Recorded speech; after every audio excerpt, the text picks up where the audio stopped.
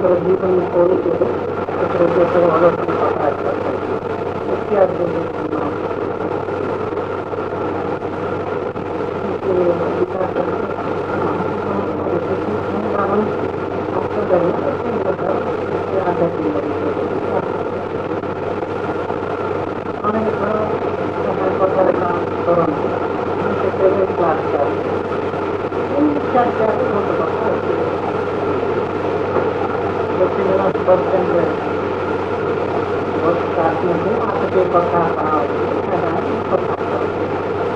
प्रश्न कले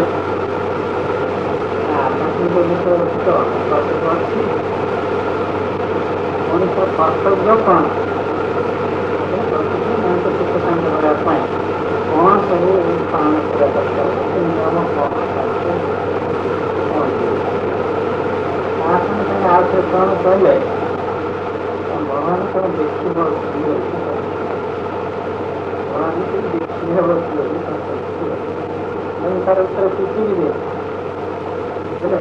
कौन की नहीं देखते हो कहीं देखते हो कथा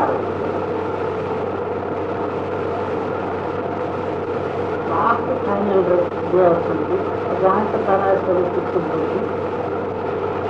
कहना ब्रह्म विजय सब कथा सब कहे कौन सब उसको रेखा शक्ति प्रकाश पाए देवता से कथा बंद कर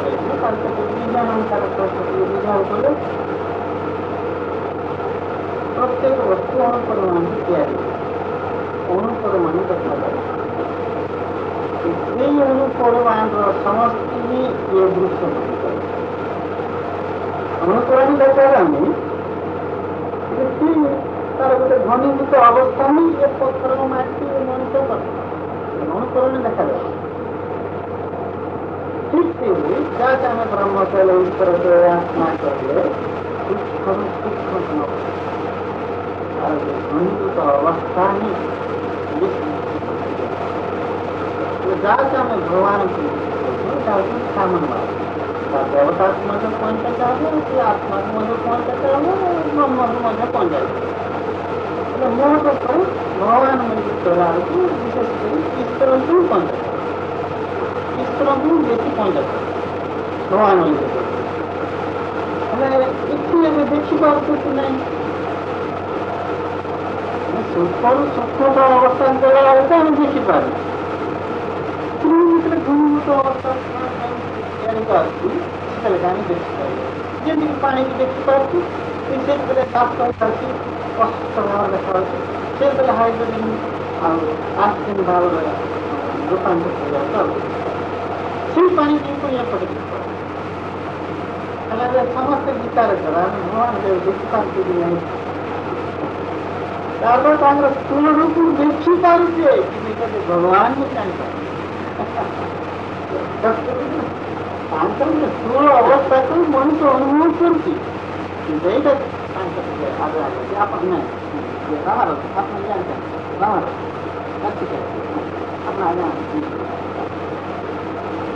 भगवान स्थूल रूप को आम देखिपार कि सूक्ष्म स्थिति को अनुभव कर शक्ति देखा पारे जमीक आत्म मानते आत्म को आम देखिपार से कौन कहला ठीक जमीक कौन विषय वस्तु अणुवीक्षण जंत्र जीवाणु देखा जाऊना जीवाणु द्वारा जो अणुवीक्षण जंत्र आम देखु जीवाणु से भाया आम दृष्टि शक्ति जो आम बढ़े देवा ज्ञान नेत्र को जो आम बढ़े दे पारा जे कि दृष्टि नथिले मनुष्य ज्ञान चक्षु द्वारा देखिपार कि बर्तमान स्व चक्षु द्वारा देखिपार स्थूल चक्षु द्वारा स्थूल को देखिपार सूक्ष्म को देखा के ज्ञान चक्षु कथा किंतु मनुष्य स्वस्थ भगवान देखिपार भगवान ज्ञान नथिया भगवान कहांती देखिए ऋतु मैंने क्षमा प्रकृत के ज्ञान शक्यापाई किसी कहना ଆମେ ନ ଜାଣୁ ଆମକୁ ଠକିଦେଲେ ବା ସେମାନେ କି ଜାଣି ଆମକୁ ଆମେ ନିନେ ଆହୁରି ନିଜକୁ ଚାଲାକି ବୋଲିକିରି ଆମେ ଉତ୍ତର ଦେଉଛୁ। ତେଣୁ ତାକୁ କ'ଣ କୁହାହେଉଛି, ସେପଟେ ତାକୁ ନିର୍ଗୁଣ ବ୍ରହ୍ମ, ଏପଟେ ତାକୁ ସଗୁଣ ବ୍ରହ୍ମ। ଏଇଟା ଦେଖାଯାଉନି, ତାର କିଛି ଗୁଣ ନାହିଁ, ତାକୁ ସେମାନେ ନା ଦେଇଦେଲେ ନିର୍ଗୁଣ ବ୍ରହ୍ମ।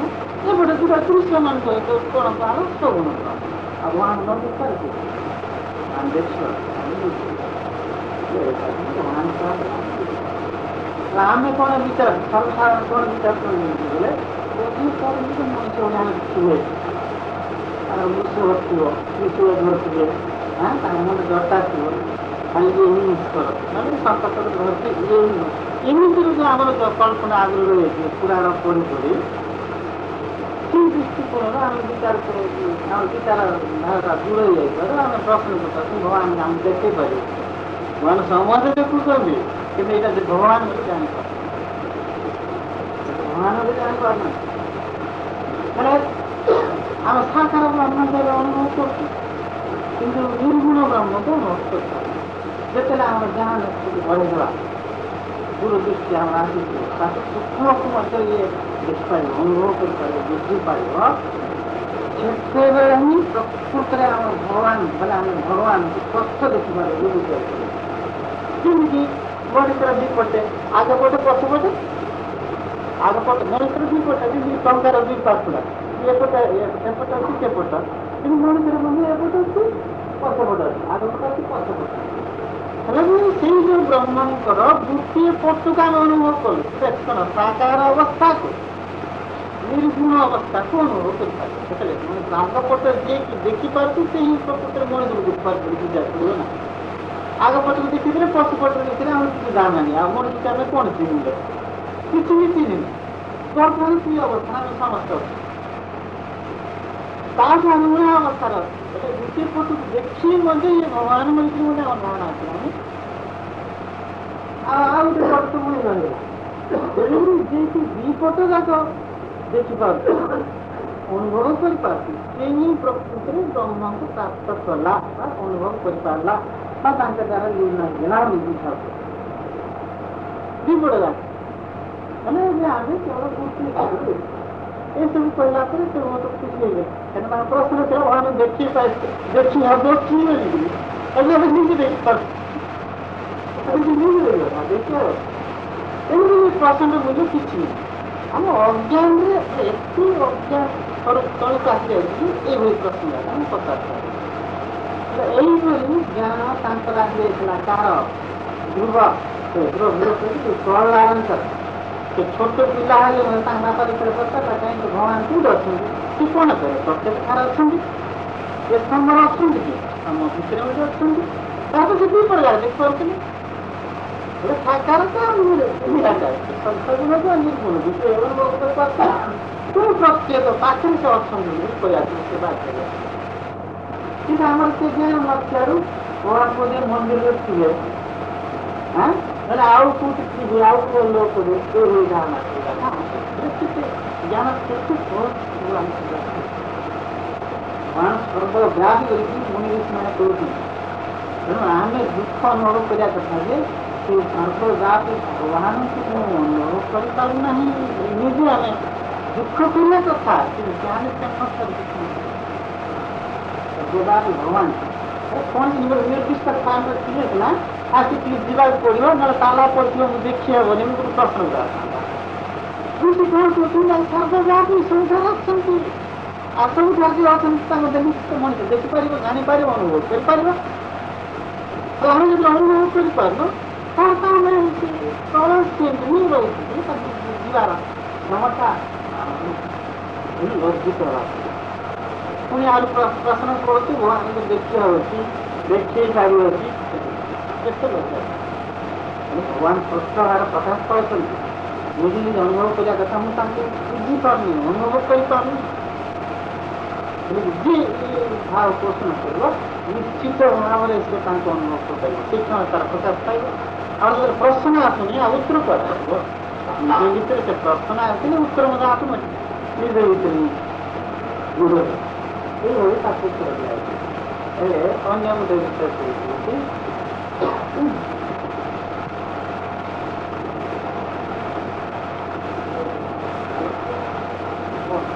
ସମସ୍ତେ ଜାଣିଥିବେ ସପ୍ତ ଲୋକ ସପ୍ତ ସମସ୍ତେ ଜାଣିଥିବେ ସପ୍ତ ଲୋକ ଭିନ୍ନ ଭିନ୍ନ ସ୍ଥଳ ନାହିଁ ସ୍ଥଳ ନାହିଁ ଏଇଠି ଯେମିତି ଆଉ ଗୋଟେ ପୃଥିବୀ ଅଛି ବା ଆଉ ଗୋଟେ କ'ଣ ପୃଥିବୀ ଆଉ ଗୋଟେ କ'ଣ ଥିବ ତାପରେ ଆଉ ଗୋଟେ ଏମିତି କଳ୍ପନା କଲେ ଭଲ ଲାଗିବ କିନ୍ତୁ ସପ୍ତଟା ତା ଭିତରେ ଏମିତି ମାଟି ପାତାଳ ରହିଛି ଗୋଟାରେ କଲେ କହିଛି ଏମିତି କିଛି ଗୋଟେ ସତ୍ତା ରହିଛି ଏବେ ମୁଁ ଯୋଉଟା କହିବାକୁ ଯାଉଛି ବେଦାନ୍ତର ସାର ତତ୍ତ୍ୱ ଏ ପଏଣ୍ଟ ବେଦାନ୍ତରେ ମିଳିବନି କାହିଁକିନା ବେଦାନ୍ତର ଆର ପଟର କଥା କହୁଛି ବେଦାନ୍ତର ଆର ପଟର କଥା କହୁଛି ସେଇ ପଏଣ୍ଟକୁ ଭିନ୍ନ ଭାବରେ ମୁଁ ମାନେ କଣ୍ଟାକ୍ଟ କରୁଛି ବେଦାନ୍ତର ଆର ପଟେ ଯୋଉଟା ରହିଯାଇଛି ତାକୁ ବୁଝିବା ପାଇଁ ବେଦାନ୍ତର ଏଇ ଭାବରେ କୁହାଯାଇଛି ଅବ୍ୟକ୍ତ ଭାବରେ ଯୋଉଟା ରହିଛି ତାକୁ ବୁଝିବାକୁ ପଡ଼ିବ ତେଣୁ ତାକୁ ସେଟାକୁ ଏଇ ଭାବରେ ବୁଝୁଛି ବିଷୟବସ୍ତୁ କ'ଣ ପ୍ରକୃତିରେ କୁହାଗଲା ଯାହାକୁ ଆମେ ବ୍ରହ୍ମ ବୋଲି କହିଲେ ଯାହାକୁ ଆମେ ଈଶ୍ୱର ବୋଲି କହିଲେ ଯାହାକୁ ଦେବତା ବୋଲି କହିଲେ ଏସବୁ ଠିକ ଅଛି ନାସ୍ତିକ ହେଇଯିବ ଆସ୍ତିକ ହବ ଯେ ଆଗରୁ ଶୁଣିକିରି ନାସ୍ତିକ ହେଇଯିବ ବ୍ରହ୍ମ ବୋଲିକିରି କିଛି ନାହିଁ ଆତ୍ମା ହେଇକିରି କିଛି ନାହିଁ ଦେବତା ଏମିତି କିଛି ଗୋଟେ ସତ୍ତା ରହିଛି ସେଇ ସତ୍ତାକୁ 14 ଭାଗରେ ବିଭକ୍ତ କରାଯାଇଛି ସେଇ ସତ୍ତାକୁ 14 ଭାଗରେ ବିଭକ୍ତ କରାହେଲା ସେ ମଝି ଭାଗର ନାଁ ଦିଆହେଲା ଭୂଲୋକ ଯୋଉଠିକି ମଣିଷ ବସବାସ କରିଛି ମଣିଷ ସେଇ ଲୋକରେ ମଣିଷ ବି ପ୍ରକାଶ ପାଉଛି ସୁଖ ଦୁଃଖ ବି ପ୍ରକାଶ ପାଉଛି ଲୋଭ ମୋହ ବି ପ୍ରକାଶ ଗଛ ପତ୍ର ବି ପ୍ରକାଶ ପାଉଛି କଣ ବି ଯିବା ଠିକରେ ଯେଉଁ ସତ୍ତା କଥା ମୁଁ ଏବେ ପଏଣ୍ଟ କଲି ସେଇ ସତ୍ତାର ଗୋଟେ ସ୍ତର କ'ଣ ହେଲା ଭୂଲୋକ ସେଇ ସ୍ତର ଭିତରେ ଏତେ ସବୁ ପ୍ରକାଶ ପାଉଛି ଯାହାକୁ তুমি ଯାହାକୁ তুমি ନହେଲେ କହିବ ପୃଥିବୀ ସେଇ ଲୋକ ଭିତରେ ଯାହା କିଛି ପ୍ରକାଶ ପାଇବା କଥା ରୂପ ଆଉ ଗୁଣ ବିଭିନ୍ନ ପ୍ରକାର ଯାହା କିଛି ପ୍ରକାଶ ପାଇବା କଥା ସେଇ ଲୋକରେ ସେ ଗୁଣ ଦିବ୍ୟାଲୋକ ଦେଉଛି ସେଇ ଲୋକ ତାପରେ এই পৃথিবী বলি আমি যা কইলে পৃথিবীতে মাটি পথর সব রয়েছে মাটি পথর যেটি সব জায়গা রয়েছে এই পৃথিবীতে যাহা সব ঘটি যাচ্ছে তাকে না দিয়াগলা কেন ভূলোক মଣିষ ব্যক্তি পশু ব্যক্তি আর কীট পতঙ্গ ଅଛି ଦୁଃଖ ସୁଖ ଅଛି କ୍ଷୟ କରି ଅଛି ସେଇ ଲୋକରେ ବଳ ଅଛି ଅଛନ୍ତି এই ସ୍ଥିତିକୁ ଦିଆଗଲା ଭୂଲୋକ ତାଠାରୁ ଆହୁରି ଗୋଟେ ସ୍ଥିତି ବି ରହିଛି ଯେମିତିକି ଏବେ ଉପମାନ ଧରିଥିଲି ଯାହାକୁ ଆମେ ଜଳ ବୋଲିକି କହିଲେ ବାସ୍ତବ ଜଳଟା ଜଳ ଗୋଟେ ଜଳଟା କିନ୍ତୁ ବରଫ ମାନେ ଜଳଟା ତାର ଯେମିତିକି ଭିନ୍ନ ଭିନ୍ନ ସ୍ତର ସବୁ ରହିଛି ସେଇ ସତ୍ତାର ବିଭିନ୍ନ ସ୍ତର ସବୁ ରହିଛି ଯେମିତିକି ଆମେ ଜଳକୁ ଦେଖିପାରୁଛୁ ବାସ୍ତବିକ ସ୍ପଷ୍ଟ ଭାବରେ ଦେଖିପାରୁନୁ ସେଇଭଳି ଏଇ ଯେଉଁ ଭୂଲୋକ ବୋଲି କହିଲି ଏ ଭୂଲୋକରୁ ଆଉ ଟିକେ ସୂକ୍ଷ୍ମ ସ୍ତର ରହିଛି ଯାହାକୁ ଆମେ ଭୂଲୋକ ବୋଲି କହୁଛୁ ଯାହାକୁ ଆମେ ଭୂଲୋକ ବୋଲିକରି କହୁଛୁ କିଛି ଏଇଭଳିଆ ସ୍ଥୂଳ ଭାବରେ ଆମେ କିଛି ଦେଖିବାକୁ ପାଉ କିଛି ସ୍ଥୂଳ ଭାବରେ ଆମେ କିଛି ଦେଖିବାକୁ ପାଉ କେବଳ ସୂକ୍ଷ୍ମ ଭାବରେ ବାୟୁମଣ୍ଡଳ ରହିଛି ଆକାଶ ମଧ୍ୟ ରହିଛି କେତେଗୁଡେ ତରଙ୍ଗ ବି ରହିଛି କେତେଗୁଡେ ରଶ୍ମି ବି ରହିଛି ସୂକ୍ଷ୍ମ ଭାବରେ ତାକୁ ହିଁ ନାଁ ଦିଆଗଲା ସେଇ ଲୋକରେ ଯାହା ହେବା କଥା ଯେଉଁ ସବୁ ଗୁଣ ପ୍ରକାଶ ପାଇବା କଥା ତାକୁ ହିଁ କୁହାଗଲା କ'ଣ ଭୂଲୋକ ତାପରେ ପୁଣି କ'ଣ କୁହାଗଲା ସ୍ୱର୍ଗଲୋକ ତୃତୀୟ ସେଇ ତୃତୀୟ ଲୋକର ଗୁଣାବଳୀ ବୁଝିବାକୁ ଯାଇକି ଭୂଲୋକରେ ମଣିଷ ପଶୁ ପକ୍ଷୀ କଥାଟା ସବୁ କୁହାଗଲା।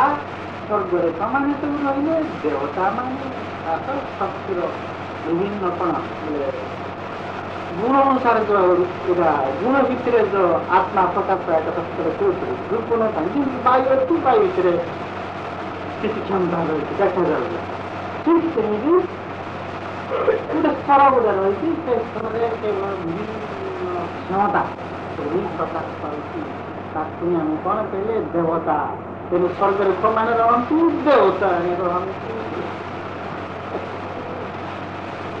ଆହୁରି ଗୋଟେ ତୃତୀୟ ସ୍ତର ଅଛି ତାକୁ କ'ଣ ନାଁ ଦିଆଗଲା ମହାନ ଲୋକ ଆଉ ଯାହାଠାରେ ଆହୁରି ସୃଷ୍ଟି ତାପରେ କ'ଣ କୁହାଗଲା ଜନଲୋକ ତାପରେ ପୁଣି କ'ଣ କୁହାଗଲା ସର୍ପଲୋକ ହେଲେ କିଛି ଗୁଣ ବି ନାହିଁ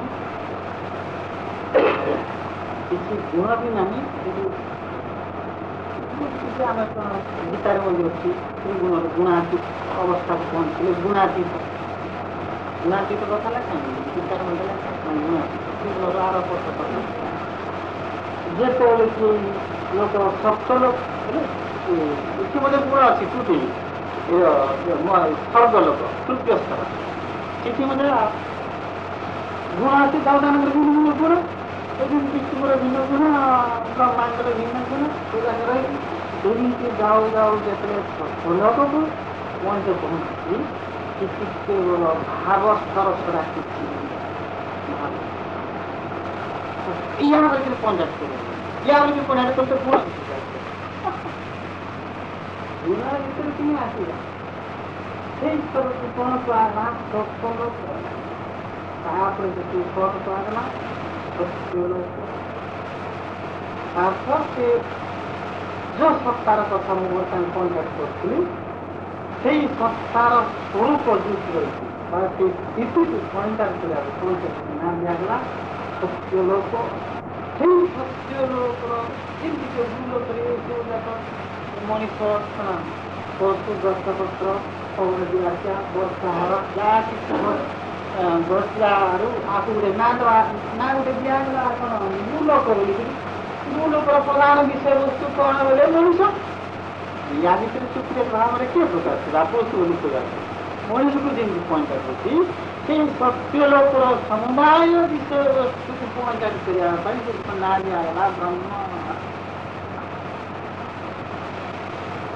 ହେଲେ ମୁଁ ଆଗରୁ କ'ଣ କରୁଥିଲି ବ୍ରହ୍ମ ବୋଲି କିଛି ନାହିଁ ଦେବତା କିଛି ନାହିଁ ଈଶ୍ୱର ଯଦି କିଛି ନାହିଁ ତାହେଲେ କିଛି ନାହିଁ କିନ୍ତୁ ଗୋଟେ ସତ୍ତା ଗୋଟେ ରହିଛି ସେ ସତ୍ତାର ବିଭିନ୍ନ ସ୍ତରକୁ ବିଭିନ୍ନ ସ୍ତରର ବିଭିନ୍ନ କ୍ଷମତାକୁ ପଏଣ୍ଟ କରିବା ପାଇଁ ଭିନ୍ନ ଭିନ୍ନ ନାମକରଣ ଦିଆଯାଇଛି ତା ଭିତରେ ହିଁ ଆମେ ବ୍ରହ୍ମ ଈଶ୍ୱର ଆତ୍ମା ଦେବତା ମଣିଷ ଏସବୁକୁ ଆମେ ଅନୁଭବ କରୁ ସେ ଅନୁସାରେ ତାକୁ ନାଁ କିନ୍ତୁ ସବୁ କିଛି ନାହିଁ ଗୋଟେ ସ୍ତର କିଛି ଗୋଟେ ସତ୍ତା ରହିଛି ସେ ସତ୍ତାର ବିଭିନ୍ନ ସ୍ତର ସେଇ ସତ୍ତାକୁ ଭାଗ ଏଇଭଳି କରିକି କେତେ ଭାଗ କରାହେଲା 7 ଭାଗ ତେଣୁ କ'ଣ କୁହାହଉଛି ସପ୍ତ ସ୍ୱର୍ଗ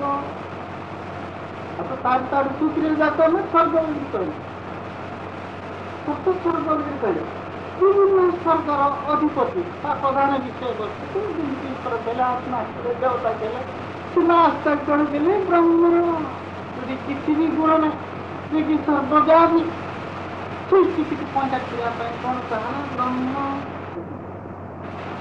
କିନ୍ତୁ ଆମେ ତ ଏବେ କୋଉଠି ରହିଛୁ ରୂପ ଗୁଣ ନାମ ଭିତରେ ରହିକି ଝଗଡ଼ା କରୁଛୁ ଯୁକ୍ତିତର୍କ କରୁଛୁ କାରଣ ବ୍ରହ୍ମ ଗୋଟେ ନାଁ ଆସିଲା ବ୍ରହ୍ମ କିଏ କୋଉଠି ଅଛନ୍ତି ଇତ୍ୟାଦି କେତେ ପ୍ରଶ୍ନ ଆରେ ଗୋଟେ ସ୍ଥିତି ତ ନାଁ ଦିଆଯାଇଛି ଯଦି କୌଣସି ରୂପ ନାହିଁ କି ଗୁଣ ନାହିଁ କି କିଛି ବି ନାହିଁ ସେ ସ୍ଥିତିକୁ ପଏଣ୍ଟ କରିବା ପାଇଁ ବ୍ରହ୍ମ କୁହାଗଲା ଯିଏକି ସର୍ବବ୍ୟାପୀ ଯିଏକି ସମସ୍ତଙ୍କର ଆଧାର ଲାଷ୍ଟ ଯଦି ତାପରେ ଆଉ କିଛି ବି ନାହିଁ ତାକୁ ଯେତେବେଳେ ଋଷି ଅନୁଭବ କଲେ ସେଇ ସ୍ଥିତିକୁ ବୁଝିବା ପାଇଁ କିଛି ଗୋଟେ ନାଁ ଦେବାର ଅଛି ନା ନଦେଲେ କେମିତି ତେଣୁ ତାକୁ କ'ଣ ନାଁ ଦିଆଗଲା ବ୍ରହ୍ମ ଏଇଭଳି ସପ୍ତ ସ୍ୱର୍ଗ ହେଲେ ଭୂଲୋକରେ ଆମେ ଅଛୁ ଏଇ ମଣିଷ କ'ଣ କରୁଛି? ସୁଖ ବି ପାଉଛି, ଦୁଃଖ ବି ପାଉଛି କି ନାହିଁ?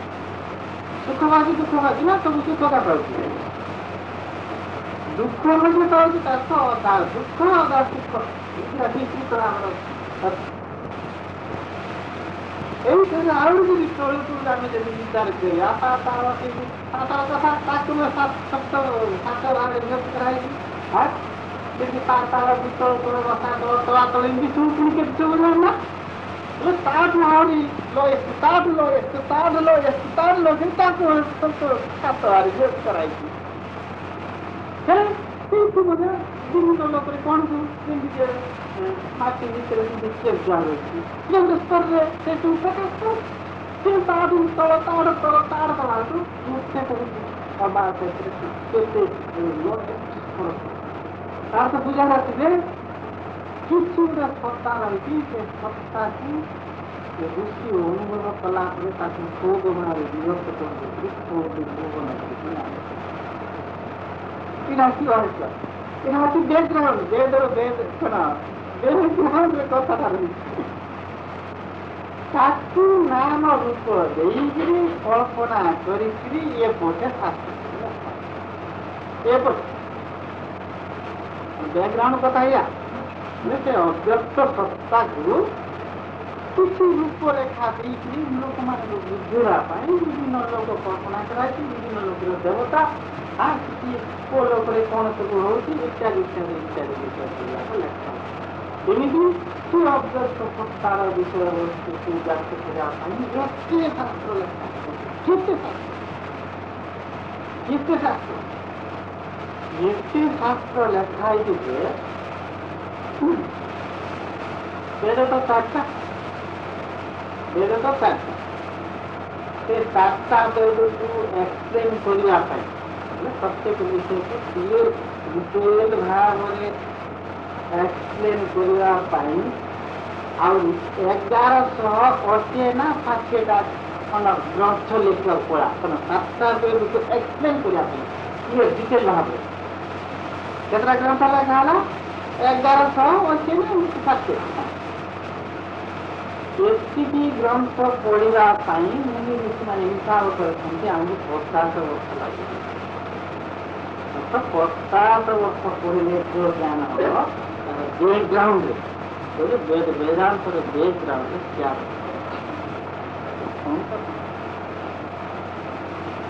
ତେଣୁ ଯିଏ କିଏ ରହସ୍ୟ ଜାଣିଦେବ ବେଦାନ୍ତ କିଛି ବି ନା ଆଉ କ'ଣ ବେଦାନ୍ତ ସେଟା ଗୋଟେ ବିଷୟକୁ ଅବ୍ୟକ୍ତ ସତ୍ତାକୁ ବ୍ୟକ୍ତ କରିବା ପାଇଁକା କିଛି ଗୋଟେ ରୂପ ନା ଗୁଣ ସ୍ଥଳ ଦେଇକି ସେ ଲୋକଙ୍କୁ ବୁଝିବାକୁ ପଡୁଛି। କିନ୍ତୁ ଏ ମଣିଷ ଅଜ୍ଞାନ ଥିବାରୁ ରାମ କୃଷ୍ଣ ବୋଲାକୁ ଆମ ରାମ ବଡ଼ ବୋଲା ବେଳକୁ ରାଜ ନାମ କୃଷ୍ଣ ବଡ଼, ସେ ବିଷ୍ଣୁ ବଡ଼ ବୋଲା ବେଳକୁ ସେ ଈଶ୍ୱର ବଡ଼ ବୋଲୁଛି ଅଜ୍ଞାନ। ଆଉ ଗୋଟେ ବିଷୟବସ୍ତୁ ବୁଝିବା ପାଇଁ ଏତେ ଭାରି କୁହାଯାଉଛି କିନ୍ତୁ ତାকে ଆମେ ବୁଝିପାରୁନୁ, ଆମେ ଏ ଶାସ୍ତ୍ର ନାମ ରୂପ ନେଇକିରି ଝଗଡ଼ା କରୁଛୁ। କେତେ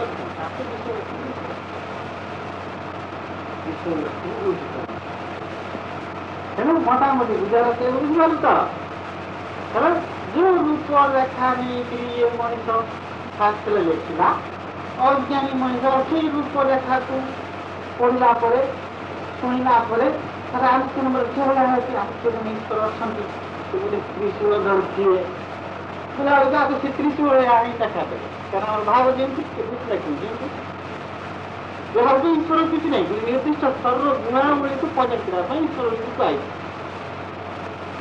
ଯୋଉଠିକି କିଛି କର୍ମ ଚାଲିଛି ସୂକ୍ଷ୍ମ ଭାବରେ ସେ କର୍ମ ଫଳ ଭାବରେ ରିଫ୍ଲେକ୍ସନ ଭାବରେ ଯିଏ ରହିଛନ୍ତି ବା ଯିଏ କି ଫଳ ଦେଉଛନ୍ତି ସେଇ ସ୍ଥିତିକୁ ବୁଝିବା ପାଇଁ ଈଶ୍ୱର ବୋଲି କୁହାଗଲା। ତାକୁ ଗୋଟେ ସ୍ଥୂଳ ରୂପ ଦିଆଗଲା ଯେ ସେ ତ୍ରିଶୂଳ ଧରିଛି, ତାର ମାନେ କିଛି ଭାବ ରହିଛି, ତ୍ରିଶୂଳର ଅର୍ଥ ତା ସେ ଯୋଟାର ଅର୍ଥ ଅଦୃଷ୍ଟ ଅର୍ଥ କିଛି ରହିଛି କଳ୍ପନା କିଛି ସତ୍ୟତାକୁ ଆମେ ଭର୍ତ୍ତି କରି ଗୋଟେ କଳ୍ପନା କଲେ। ସେ ଅଜ୍ଞାନୀ ମଣିଷ ଯୋଉ ଭାବକୁ ପୋଷଣ କରୁଛି ସେଇ ଅନୁସାରେ ହିଁ ସେ ଭଗବାନଙ୍କୁ ତାକୁ କିନ୍ତୁ ଦେଖିଲା ବେଳକୁ ଭଗବାନଙ୍କର କୌଣସି ରୂପରେଖା ନାହିଁ, କୌଣସି ରୂପରେଖା ନାହିଁ, କୌଣସି ରୂପରେଖା ନାହିଁ। ଯୋଉ ସ୍ଥିତି କଥା ଆମେ ଏବେ କହିଲି ଠିକ ଏବେ ଜଳରୂପ ନାହିଁ, ଜଳରୂପ ସେଇ ସ୍ଥିତିକୁ ଏପଟେ ଆସିଲା ବେଳକୁ ଦେଖାଯାଉଛି ସେଇ ସ୍ଥିତି ଭିତରୁ ଭିତରୁ ଗଲା ବେଳକୁ ଦେଖାଯାଏ। ତାକୁ ଚାଲିକି ଋଷି ଚାରି ଭାଗରେ ବିଭକ୍ତ କରିଦେଇକିରି ଋଷି ସେଇଟା ଚଉଦ ଭୁବନକୁ ଚାରି ଭାଗରେ ବିଭକ୍ତ କରିଦେଇକିରି ଚାରି ପାଦ ବୋଲି ନାଁ ଦେଇଛନ୍ତି। ଚାରି ପାଦ, এই চারি পাদ ভিতরে ଏ ଦୃଶ୍ୟମାନ ଜଗତ ଯୋଉ ସୂର୍ଯ୍ୟ ଚନ୍ଦ୍ର ଗ୍ରହ ନକ୍ଷତ୍ରକୁ ଆମେ ସବୁ ଯାକ ଦେଖୁଛୁ ଏଇଟା ହଉଛି ଗୋଟିଏ ପାଦ ଦୃଶ୍ୟମାନ ଜଗତ। ଅର୍ଥାତ୍ ଏ ମଣିଷ ମଧ୍ୟ ମଣିଷ ଏ ମଣିଷ ତୁଣି ଏପଟେ ଗୋଟିଏ ପାଦ ପୁରା ପାତାଳ ପର୍ଯ୍ୟନ୍ତ ଏ ଯୋଉ ପାତାଳ ଯେତେଳ ସକାଳ ଲେଖା ଇଆର ଏସବୁ ଯାକ ଗୋଟିଏ ପାଦ ପୁରୁପୁରି ଏପଟେ ଯାକ ଗୋଟିଏ ପାଦ ଦୃଶ୍ୟମାନ ଜଗତ ଫୁଲ ଏସବୁ ଗୋଟିଏ ପାଦ। ମଣିଷ କରୁଥିଲି ଦେବତା ଆରମ୍ଭ ହେଇଯାଉଛି ଭୂତ ପ୍ରେତ ମଧ୍ୟ ଆରମ୍ଭ ହେଇଯାଉଛି ଭୂତ ପ୍ରେତ ଦୁଷୁନାହାନ୍ତି ଦେବତା ଦୁଷୁନାହାନ୍ତି। ଶିଶୁ ସେପଟେ କ'ଣ କହୁଛନ୍ତି ତିନି ପାଦ ସେପଟେ କ'ଣ ହଉଛି ତିନି ପାଦ ତାର ଅଦୃଶ୍ୟ ଜଗତ ତିନି ପାଦ ଦୃଶ୍ୟମାନ ଜଗତ ଗୋଟିଏ ପାଦ। ଏ 14 ଭୁବନକୁ ଚାରି ଭାଗରେ ବିଭକ୍ତ କରିଦେଇକି ଋଷି କ'ଣ କରୁଛନ୍ତି ଦୃଶ୍ୟମାନ ଜଗତ ଗୋଟିଏ ପାଦ ଅଦୃଶ୍ୟ ଜଗତ ଯାହା ତିନି ପାଦ ରହିଛି ତାକୁ କ'ଣ କୁହାଯାଏ ଅଦୃଶ୍ୟ ଜଗତକୁ ତିନି ଭାଗରେ ବିଭକ୍ତ କରିଦେଇଛି ତିନି ପାଦ। ତାକୁ ପୁଣି କ'ଣ କହୁଛନ୍ତି ଏଇ ଯେ ତିନି ପାଦର କଥା ଅଦୃଶ୍ୟ ଦିଶୁନି କିନ୍ତୁ ଆମର ରହିଥିବାର ତାକୁ କ'ଣ କୁହାଯାଇଛି ଅମୃତ। ସେ ତିନି ପାଦର ନାଁ କ'ଣ ଦିଆହେଇଛି ଅମୃତ ତିନି ପାଦ ଯାକ ଅମୃତ।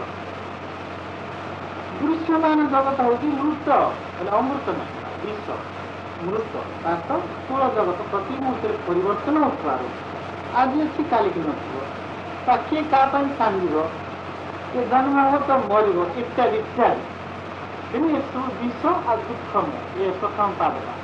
କିନ୍ତୁ ବାକି ତିନି ପାଦ ଅଦୃଶ୍ୟ ଜଗତ ସେଟା ହେଉଛି ଅମୃତ। ତେଣୁ ଯୋଉ ମଣିଷ ସେ ଅମୃତର କଥା ଜାଣିବ ତିନି ପାଦର କଥା ଜାଣିବ ତାର ମୃତ୍ୟୁ ନାହିଁ ସୂକ୍ଷ୍ମ ଜଗତର କଥା ସୂକ୍ଷ୍ମ ଜଗତର କଥା ଦେବତାଙ୍କର କଥା ଭିତରେ କ'ଣ ଲେଖା ହେଇଛି ଦେବତାଙ୍କର କଥା ସୁନ୍ଦର କଥା ଶୁଣିବେ କ'ଣ ଲେଖା ହେଇଛି ଦେବତାଙ୍କୁ ଖାଇବାକୁ ପଡ଼ୁନି ତାଙ୍କେ ଅମୃତ ପାନ କରିଛନ୍ତି ତାଙ୍କର ମୃତ୍ୟୁ ନାହିଁ ଆଚ୍ଛା ଖାଇବାକୁ ପଡ଼ୁନି ଆସିଲା କେମିତି ଦୁଃଖ ପାଇବ ଖାଇଦେଲେ ସିନା ଆଜି ତରକାରୀ ଭଲନି ଆଉ ଭଲ ରାନ୍ଧିଲେ ହନ୍ତା ନହେଲେ ଦୁଇଟା ଆମେ ରାନ୍ଧିବା ବୋଲୁଥିଲେ ସେଟା ସରିଗଲା ଏ ପ୍ରଶ୍ନ ଯାକ କିଛି ଲୁଗାପଟା ବି ବ୍ୟବହାର ନାହିଁ ଲୁଗାପଟା ସବୁ କିଛି ଯଦି ବା ଲୁଗାପଟାର ବ୍ୟବହାର ବିଷୟରେ ଋଷିମାନେ କିଛି ଆବାସ ଦେଇଛନ୍ତି ବ୍ୟବହାର ପାଇଁ ଇଚ୍ଛା ଅନୁସାରେ ଦେବତା ନାହିଁ ଯାହା ବିଚାର କଲେ ସେଇ ଭଳିଆ ଗୋଟେ କିଛି ସେଇ ରଙ୍ଗ ବା ସେଇ ଗୁଣ ଇଚ୍ଛା ଅନୁସାରେ ଇଚ୍ଛା କେବଳ ଭାବ ଆସିବ ମଣିଷ ଯେମିତି ବିଚାର କଲା ସେ ସେମିତି ଅନୁଭବ କଲା। ଛିଣ୍ଡି ଯିବାର କିଛି ଲୁଗା ପୁରୁଣା ଯିବାର ପ୍ରଶ୍ନ ନାହିଁ ଛିଣ୍ଡି ଯିବାର ପ୍ରଶ୍ନ ନାହିଁ କିଛି ତାପରେ ସବୁ କିଛି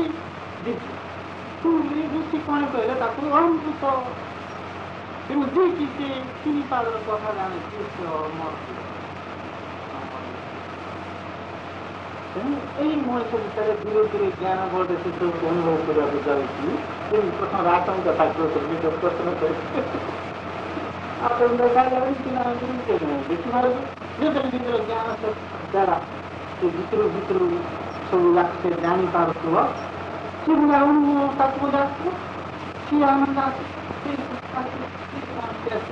ଆଉ ଦୁଃଖ ଯାହାକୁ ଆମେ ଭୁଲ କରୁ ଯେଉଁ ଦୁଃଖ ଅନୁଭବ କରୁଛୁ ସେ ଦୁଃଖ ଧୀରେ ଧୀରେ ପ୍ରବର୍ତ୍ତନ ହେଇକି ସତ୍ୟ ଲୋକ ପହଞ୍ଚିଲା ବେଳକୁ ସେଇଟା ତା ସ୍ମୃତି ସତ୍ୟ ଲୋକ ଯେଉଁଟାକି ଆମେ ବ୍ରହ୍ମ ଲୋକ କହୁଛୁ ପିଲା ବେଳକୁ ପୁରାଣକୁ ଇନ୍ଦ୍ରି ଦୁଃଖର ପ୍ରଶ୍ନଟା ନାହିଁ ମଣିଷ ପୁରା କିନ୍ତୁ ତାର କ'ଣ କଲା ଅମୃତ ସମୁଦାୟ ଗ୍ରନ୍ଥ ପଢ଼ି ତାକୁ ଅନୁଭବ କଲା ଏଇ ସ୍ଥିତିକୁ ମଣିଷ ଅନୁଭବ କରିବ ସେ କଥା ସତ୍ୟକାର ଏଇଟା ହିଁ ଏତିକି ଜାଣିଥିଲେ ଯେକୌଣସି ବହି ପଢ଼େ ଅତି ସରଳ ଆଉ କ'ଣ ବିଜୟ ଜ୍ଞାନୀ ଆସିଲେ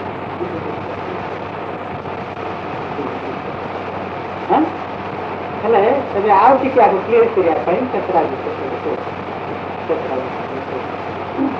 ଏବେ ଆଗରୁ ବି ସେସବୁ ଟିକେ ଆଭାସ ଦେଇଥିଲେ ସତ୍ତା ଯାହାକୁ ଆମେ ବ୍ରାହ୍ମଣ ଲେଖିକି କହିଲେ ସେ ଯେତେବେଳେ କି ବିଭିନ୍ନ କ'ଣ ଘଟ ଭିତରେ ପ୍ରକାଶ ପାଉଛନ୍ତି ଘଟ ଭିତରେ ରହିଛନ୍ତି ଘଟ ଭିତରେ ହେଲେ ଏଇଟା ଗୋଟେ ମଜା କଥା ଜାଣିବା ଦରକାର ଆତ୍ମା ବୋଲେ ଆମେ ଆଜି ପର୍ଯ୍ୟନ୍ତ ଜାଣିନେ ସମସ୍ତେ କହୁଛନ୍ତି ଆମେ ଆତ୍ମା ଆତ୍ମା କରୁଛନ୍ତି କହୁଛନ୍ତି ଶାସ୍ତ୍ର ବୋଧନା ଖାଇଲେ ଆତ୍ମା ଆତ୍ମା କରୁଛନ୍ତି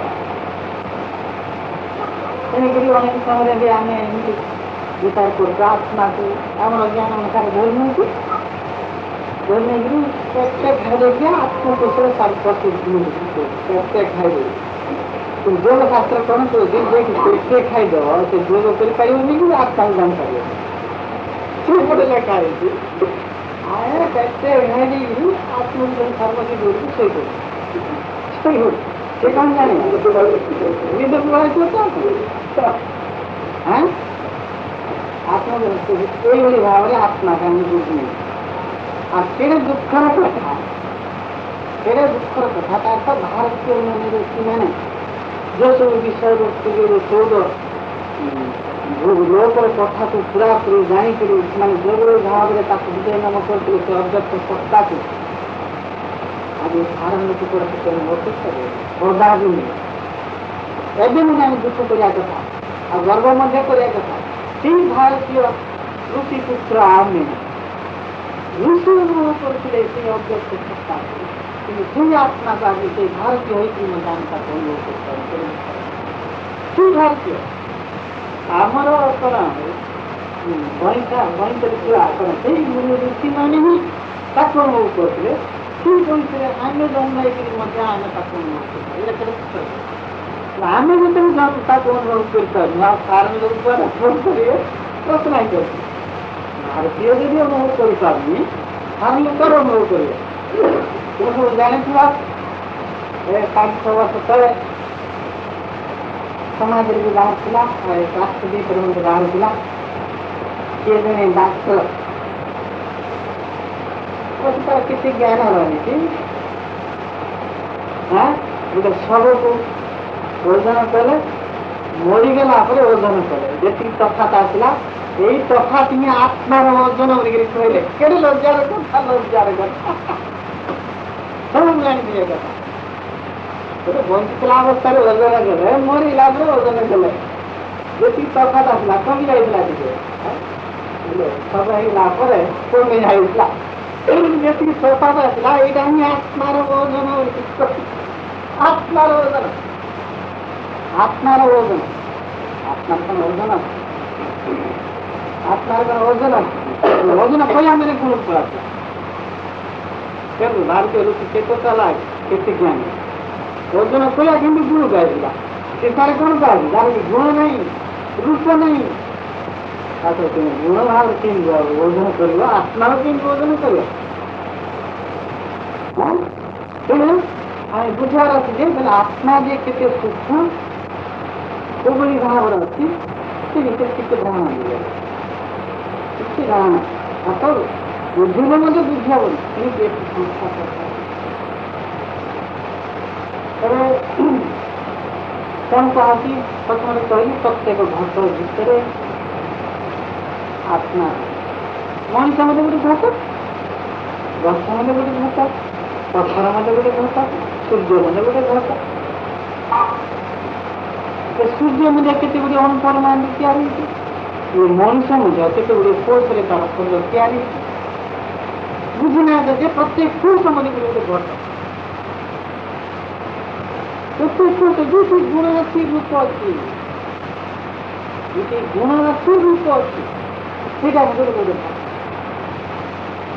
ସେଠି ହେଲେ ଗୋଟେ ଘଟ ସେଟା କୋଷ ମଧ୍ୟ କେତେ ଗୁଡ଼ିଏ ଅଣୁପରମାଣୁ ତିଆରି ହେଇଛି ତାଙ୍କ ଅନୁପରିମାଣ ମଧ୍ୟ ଗୋଟେ ଘଟ ଯୋଉଟା ଦେଖାଯାଉନି ସେଇଟା ମଧ୍ୟ ଗୋଟେ ଘଟ। ପ୍ରତ୍ୟେକ ଅନୁପରିମାଣ ମାନେ ଗୋଟେ ଗୁଣ ଅଛି, ପ୍ରତ୍ୟେକ ଅନୁପରିମାଣ ମାନେ ଗୋଟେ ଗୁଣ ଅଛି। ଏମିତି ଯାଉ ଯାଉ ଯେତେବେଳେ ଆମେ ଇଲେକ୍ଟ୍ରୋନିକ ପହଞ୍ଚୁଛୁ, ଯେତେବେଳେ କି ଇଲେକ୍ଟ୍ରୋନିକ ଗଲା ତାର ଉଚ୍ଚ ଲେଖା ନାହିଁ କିଛି ଗୁଣ ନାହିଁ ବୋଲି ଗୋଟେ କହୁছে ନା ବିଜ୍ଞାନ କ'ଣ କହୁଛି ଅଣୁ ଭିତରେ ଗୁଣ ରହିଛି, ପରମାଣୁ ଭିତରେ କୌଣସି ଗୁଣ ନାହିଁ, ପରମାଣୁ ଭିତରେ କୌଣସି ଗୁଣ ନାହିଁ, କିନ୍ତୁ ସେଠି ଗୁଣ ରହିଛି। କି ଗୁଣ ରହିଛି? ଆଉ ସେଠି ତ୍ରିଗୁଣ ସିନା ପ୍ରକାଶ ପାଉନି, ଅନ୍ୟାନ୍ୟ ଗୁଣ କିଛି କିଛି ରହିଛି। ଇଆଡ଼େ ସ୍ଥୂଳ ଭାବରେ ଯୋଉ ଗୁଣ ଯେତିକି ଭାବରେ ସ୍ପଷ୍ଟ ପ୍ରକାଶ ପାଇବା କଥା କିଛି ଭାବରେ ସ୍ପଷ୍ଟ ପ୍ରକାଶ ପାଉନି, କିନ୍ତୁ ଗୁଣ ରହିଛି। ବିଜ୍ଞାନ କ'ଣ କହୁଛି? ନ୍ୟୁକ୍ଲିୟସ୍ ଚାରିପଟେ ଇଲେକ୍ଟ୍ରନ ଗୁଡ଼ାକ ଘୁରୁଛନ୍ତି, ନ୍ୟୁକ୍ଲିୟସ୍ ଘୁରୁଛନ୍ତି। ଏ ଗୁରୁବାର କ୍ଷମତା ଯେତେବେଳେ ଖୋଜି ପାଉଛନ୍ତି ତାଙ୍କ ଭିତରେ ମଧ୍ୟ ସେ ଆତ୍ମା ରହିଛି। ତାଙ୍କୁ ସୂକ୍ଷ୍ମରୁ ସୂକ୍ଷ୍ମ ଭିତରକୁ ଗଲେ ମଧ୍ୟ ସେ ଆତ୍ମା ରହିଛି। ତାର ସ୍ଥୂଳରୁ ସ୍ଥୂଳକୁ ଆଡ଼କୁ ଆଣିଲା ବେଳକୁ ମଧ୍ୟ ଥିବ ସେ ଆତ୍ମା ରହିଛି। କିନ୍ତୁ ମୋଟ ଉପରେ ମାସ ଉପରେ ବିଚାର ଗଲେ ମଣିଷର ତାଙ୍କ ଗୋଟେ ବିଶ୍ୱାସ ତ ୟା ଭିତରେ ମଧ୍ୟ ସେ ଆତ୍ମା ରହିଛି। ସେଇ ଶରୀର କୋଷ ଭିତରେ ରହିଛି, ସେଇ କୋଷ ଭିତରେ ଅନୁପରମାଣୁ ମଧ୍ୟ ସେ ଭିତରେ ଯେତେ ସୂକ୍ଷ୍ମ ସୂକ୍ଷ୍ମ ସୂକ୍ଷ୍ମ କରୁଛ ତା ଭିତରେ ରହିଛି। ପୁଣି ଯେଉଁ ଛୁଆ ଜନ୍ମରେ ସେ ଡାକ୍ତର ମାତିଥିବେ, ବୋଲେ ସେ ସାଇଣ୍ଟିଷ୍ଟ ମାତିଥିବେ, ଯେଉଁ ଛୁଆ ଦଣ୍ଡରେ ଯେଉଁ ମାସ ଯନ୍ତ୍ରରେ ଯେଉଁ ମାତିବା ସକାଶେ ଯେଉଁ ଗୁଣ ପ୍ରକାଶ ପାଇଲା, ମାତିବା ସକାଶେ ଗୁଣ ନଥିଲା ଜାଣିଅଛି ପଇସା ଦେଇପାରିବ। ତାକୁ ସେ ପୁରା ଦଣ୍ଡ ଭିତରେ ମଧ୍ୟ ସିଏ ଅଛନ୍ତି। ଯାହାର ଆତ୍ମା କି ସେ ମାତିବାକୁ ଯାଉଥିଲେ ବୋଲେ ଏତିକି ଓଜନ, ଆତ୍ମାର ଓଜନ ଏତିକି ବୋଲିକିରି ସେଇ ଯନ୍ତ୍ର ଭିତରେ ମଧ୍ୟ ସେ ଆତ୍ମା ରହିଛନ୍ତି। ସେ କ'ଣ ଆତ୍ମାକୁ ମାରିବ? ଆମେ କେତେ ଅଜ୍ଞାନ ଓଲୁକ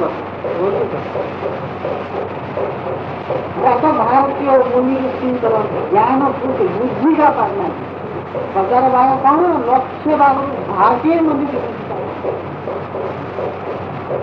ଲକ୍ଷ୍ୟ ଭାଗରୁ ଭାଗେ କଥା ମଧ୍ୟ ସେ କାହିଁକି ବୁଝିପାରନ୍ତି।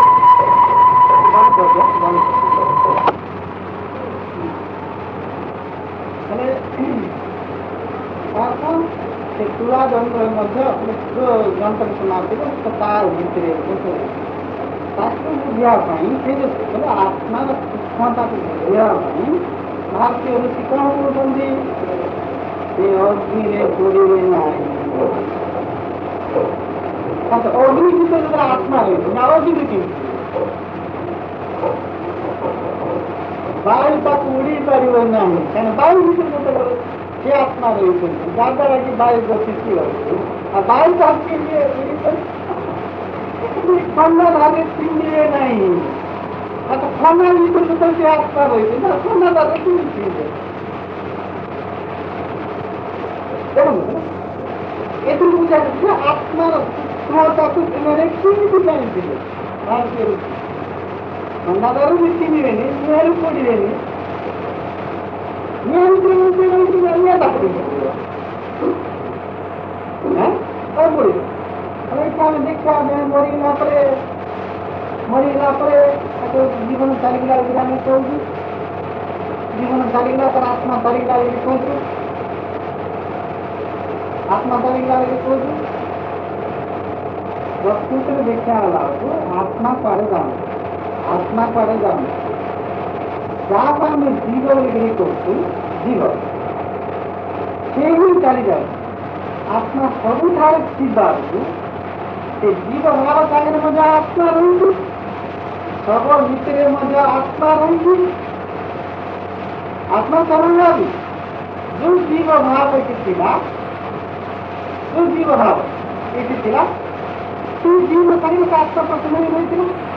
ଜୀବ ଭାବ ଯେତେବେଳେ ପଳେଇ ଯାଉଛି ଆତ୍ମା ଭିତରେ ସବୁଠି ରହିଯାଉ, ସେ ଯେଉଁ ଜୀବ ତାକୁ ଯିବାକୁ ଲାଗୁନି ଚାକିରି ଚାକିରି।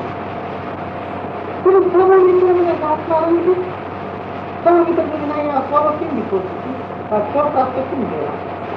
ଯେତେବେଳେ ଶବ ସ୍ୱପ୍ରାପ୍ତ ହେଉଛି ତାକୁ କିଛି ନା କିଛି ଗୋଟେ ଶକ୍ତି କାମ କରୁଛି। ସେଇ ଶକ୍ତି ନିଆଁ ଅର୍ଥାତ୍ ଜୀବ ଭାବ ସାଙ୍ଗେ ଆତ୍ମା ଥିବାରୁ ତାକୁ ଆମେ ନାଁ ଦେଲେ କ'ଣ ଜୀବାତ୍ମା। ସେ ଦୂର ଯାଉ ନା କାହିଁକି ପ୍ରତ୍ୟେକ ପାଖରେ ଆତ୍ମା ରହିଛି। ମା ଗର୍ଭରେ ମାନେ ଆତ୍ମା ରହିଛି, ଶୁକ୍ରପୀଠରେ ମାନେ ଆତ୍ମା ରହିଛି। କିନ୍ତୁ ଜୀବ ଭାବ ଯୋଉଠି ଯାଉନା କାହିଁକି ତା ଆତ୍ମା ସାଙ୍ଗରେ ହିଁ କନେକ୍ସନ ହେଇକି ରହିଛି। ଯୋଉଠି କିଛି ଲାଗୁ ଉଦାହରଣ ଯେମିତିକି ଆମେ ଏଠି ନିଆଁ ଜାଳିଲେ ଆଠ ଦିନ ନଥିଲେ ନିଆଁ ଜଳିବନି। ଆଉ ଇଏ ନିଆଁ ଜଳିଲେ କେମିତି କିଣି ଯା ସେଠି ଜଳିବନି କି ବାୟୁ ଯୋଉଠି ଅଛି ତ ସେ ସେଠି ଚଳୁଛି। ଆଉ କହିଲେ ଇଏ ବାୟୁଟା ସେଠି ଗଲା କି ବାୟୁଟା ସେଠି ଗଲା କି ଆଠ ଦିନ ଯୋଉଠି କରିବ କିନ୍ତୁ ଜୀବାତ୍ମା ଯୋଉଠି ଯାଉନା କାହିଁକି ସେଠି ଆତ୍ମା ରହିଛି। ଆତ୍ମା ଦ୍ୱାରା ହିଁ ସେ ଚାଲି କରୁଛି। ତାକୁ କିଏ ଯାଉଛି ଜୀବ ଭାବଟା ହିଁ କିଛି ଆତ୍ମା ଯୋଉଠି ସେଠି ଜୀବନ୍ତ ଶରୀର ଭିତରେ ମଧ୍ୟ ରହୁଛି, ମୃତ ଶରୀର ଭିତରେ ମଧ୍ୟ ରହୁଛି, ବାୟୁ ଭିତରେ ବି ରହିଛି, ଆକାଶ ଭିତରେ ମଧ୍ୟ ସେ ଆତ୍ମା ରହିଛି। ସେ ଆତ୍ମାକୁ ଆମେ ସ୍ୱଯନ୍ତ୍ର ଦ୍ୱାରା ଆମେ ଶୁଣିବା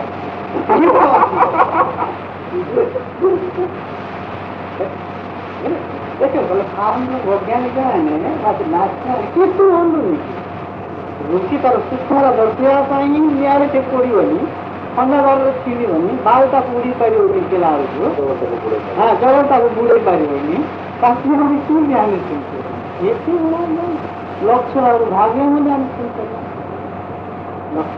ଲକ୍ଷ୍ୟ ହେଲେ ଆଉ ଭୁଲ ହେଇଯିବ।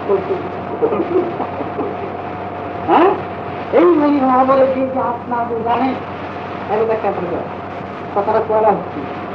এইଭଳି ଭାବରେ ଯିଏକି ଆତ୍ମାକୁ ଜାଣେ ସେ କ'ଣ ହବ? ଆତ୍ମା ହିଁ ହେଇଯିବ, ଅମର ହେଇଯିବ। এইଭଳି ଭାବରେ ଯିଏକି ଆତ୍ମତତ୍ତ୍ୱକୁ ଯିଏ ଜାଣିବ ସେ ସର୍ବଦା ବି ସୂକ୍ଷ୍ମରୁ ସୂକ୍ଷ୍ମ ଯିଏ ଜାଣିବ ସେ ନିଜେ ହିଁ ଆତ୍ମା ହିଁ ଅମର। ତେଣୁ ଋଷି କ'ଣ କହୁଛନ୍ତି? ଯିଏ ତିନି ପାଦର କଥା ଜାଣିବ ସେ ଅମର ହେଇଯିବ, ଅମୃତ ହେଇଯିବ। ଏ ସବୁ କଥା ଆମେ ଜାଣିବାକୁ ଇଚ୍ଛା କରିବୁ। ହେଲେ ଏଇଭଳି ଭାବରେ ସେଇ ଆତ୍ମା ଯୋଉ ଘଟ ଭିତରେ ରହୁଛି ସେ ଘଟ ଅନୁସାରେ ତାକୁ ନାଁ ଦିଆହେବ।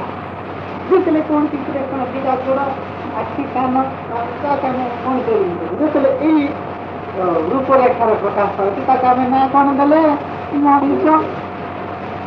ଯେତେବେଳେ କୌଣସି ଗଛ ଭାବରେ ସେ ପ୍ରକାଶ ପାଉଛି ଭିତରେ ବି ସେ ଆତ୍ମା ତାକୁ କ'ଣ ନାଁ ଦେଲେ?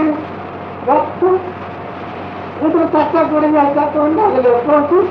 ସେ ଆତ୍ମା ହିଁ ଦେଖ ଅର୍ଥାତ ଯୋଉ ରୂପରେଖା ଭାବରେ ସେ ପ୍ରକାଶ ପାଉଛନ୍ତି ତାକୁ ଆମେ ସେ ଅନୁସାରେ ନାଁ ଦେଲେ। ସେ ଅନୁସାରେ ସେ ବୁଝିବା ପାଇଁ ନାଁ ନ ଦେଲେ କେମିତି? এইভাবে ସେ ଆତ୍ମା ହିଁ ବିଭିନ୍ନ ନାମ ସବୁ ଦେଇଛନ୍ତି। ନିଜକୁ ନିଜେ ଦେଲା ଭଳିଆ ତାର କିଏ ଦେଉଛନ୍ତି? ଆମେ ସେ ଜ୍ଞାନ ନ ଆସିଲେ ଆମେ ପୁଣି କରିଦେଇଥାନ୍ତେ। ଜ୍ଞାନ ଭାବରେ ପ୍ରକାଶ ପାଇବା ପାଇଁ ବୋଲେ ସେ ସେମିତି କାମ କରୁଛନ୍ତି ସେ ଆତ୍ମା ହିଁ। ତାପରେ ସିନା ହଁ ଆତ୍ମୀୟତା ଦେଲେ ନାଟା ଟିକେ ସୁଟେବୁଲ ହବ ବୋଲିକିରି ଆମେ ଗୋଟେ ନାଟା ଦେଲେ। এইଭଳି ଭାବରେ ନିଜକୁ ହିଁ ନିଜେ ନାଁ ଦେଉଛନ୍ତି, ନିଜକୁ ନିଜେ କଣ୍ଟ୍ରୋଲ କରୁଛନ୍ତି, କଣ୍ଟ୍ରୋଲ ହେଲେ ନିୟନ୍ତ୍ରଣ କରୁଛନ୍ତି, ନିଜକୁ ହିଁ ନିଜେ ସେ ପ୍ରକାଶ କରୁଛନ୍ତି, ନିଜକୁ ହିଁ ନିଜେ ସେ ପ୍ରକାଶ କରୁଛନ୍ତି। ତିନି ପ୍ରକାର ଚାହନା କ'ଣ ଏ ସୃଷ୍ଟି ଯାବତୀୟ ଭିତରେ ଯାହା କିଛି ଘଟି ଯାଉଛି ଏଇଟା ହିଁ ତାଙ୍କର ଆତ୍ମ ପ୍ରକାଶ। ଏଇଭଳି ଭାବରେ ହିଁ ତାଙ୍କ ଏଇଭଳି ଭାବରେ ହିଁ ତାଙ୍କର ଆତ୍ମ ପ୍ରକାଶ। ହେଲେ ଦେଖ ପୁରାପୁରି ନ ଗଲେ ମଧ୍ୟ ସେମାନେ ଆତ୍ମା ଯେ କେତେ ସୂକ୍ଷ୍ମ ଗୁରୁକୁଣ୍ଡକୁ ଗତି କଲା। ଆଗରୁ ଆମର ବ୍ୟସ୍ତ ଧାରଣା ଥିଲା ଆତ୍ମା ବୋଲେ କୌଣସି ବ୍ୟକ୍ତିର ଜ୍ୟୋତି ଭଳିଆ ସେ ମରିଲା ପରେ କିଛି ବାହାର କରିକିରି ଆଉ ଗୋଟେ ଭିତରେ ପହଞ୍ଚିବ। ଧାରଣା ଦେଖନ୍ତୁ ଆତ୍ମା କେତେ ସୂକ୍ଷ୍ମରୁ ସୂକ୍ଷ୍ମ। ତାକୁ ଆମେ ବର୍ତ୍ତମାନ ଯେତିକି ଉପଲବ୍ଧି କରୁଛୁ ଯାହାଫଳରେ ଆହୁରି ବେଶୀ ଉପଲବ୍ଧି କଲା ପରେ ହିଁ ତାଙ୍କେ ଚଉଦ ଭାବରେ ବିଭକ୍ତ ଋଷି ଚଉଦ ଭାବରେ ବିଭକ୍ତ ତାକୁ କରିକି ମୃତ୍ୟୁ ଭିତରକୁ ତାକୁ ବିଚାର କରି ସେମାନେ ନିଜେ ହିଁ ଆତ୍ମା ହେବେ। ତାର ସତ୍ୟ ହେଲା ନିଜେ ମୃତ୍ୟୁ ବୁଝେଇବେ। କେମିତି ଏବେ ମୁଁ କେତେ ଭାଷା ପ୍ରୟୋଗ କରି କର ନିଜେ ହିଁ ନିଜକୁ ନାଁ ଦେଉଛନ୍ତି, ସେଇ ଆତ୍ମା ହିଁ ନିଜକୁ ନାଁ ଦେଉଛନ୍ତି, ଏଇ ନାଁ ନିଜକୁ ନିଜେ ନିୟନ୍ତ୍ରଣ କରୁଛନ୍ତି। ଖାଲି ଏତିକି ମୋଟା ହବ, ଏତିକି ଉଚ୍ଚା ହବ, ନା ଏଇଭଳି ଭାବରେ ତାର ଆକାର ସୃଷ୍ଟି ହବ, ନା ଏତିକି ଇଏ ଖାଇଲେ ଏତିକି ଡାଇଟିଂ କରିପାରିବ ଇତ୍ୟାଦି ଇତ୍ୟାଦି କଣ୍ଟ୍ରୋଲ। ସେଇ ନିଜକୁ ନିୟନ୍ତ୍ରଣ କରୁଛନ୍ତି, ସିଏ ନିଜକୁ ନାଁ ଦେଉଛନ୍ତି, ଆଉ ସିଏ ହିଁ ଯେହେତୁ ଏଇଭଳି ଭାବରେ ବିଭିନ୍ନ ଭାବରେ ସେ ନିଜକୁ ପ୍ରକାଶ କରୁଛନ୍ତି। ଏଇଭଳି ଭାବରେ ଯିଏକି ଆତ୍ମାକୁ ଜାଣିବ, ସେତେବେଳେ କଣ ପ୍ରହ୍ଲାଦ ଭଳିଆ ହେଇଯିବ କି? ପ୍ରହ୍ଲାଦ କଣ କହିଥିଲେ ଯେ ସମୟରେ ସେ ଭଗବାନ ଅଛନ୍ତି କି ଅଛନ୍ତି କହିବା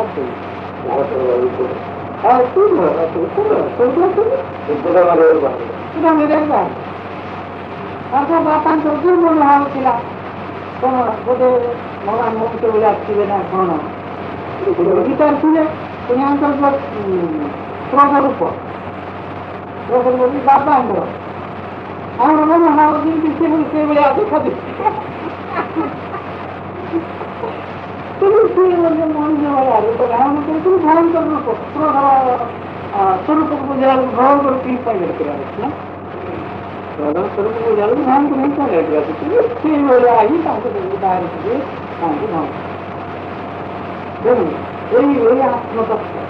କିନ୍ତୁ ଯିଏକି ଭିତରୁ ଭିତରୁ ଭିତରୁ ଭିତରୁ ଯେତେ ଅମର ଭିତରେ ଅମର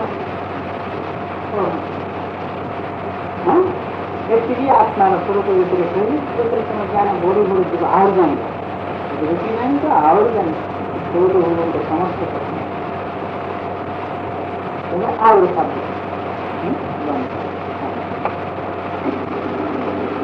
ଏବେ ଆଉ ଦେଖନ୍ତୁ